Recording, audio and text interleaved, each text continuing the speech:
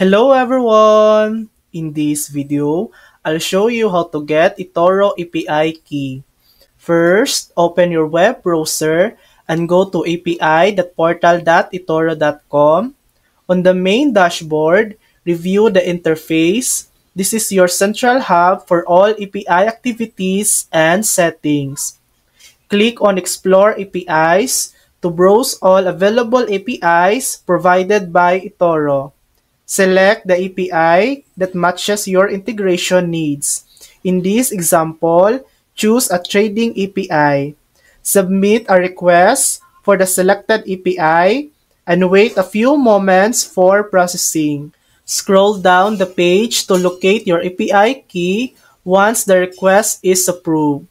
Store your API key in a secure location and never share it publicly to prevent unauthorized access. And that's it. That's how to get eToro API key. Thanks for watching. If this video helped you, please like and subscribe for more helpful tutorials.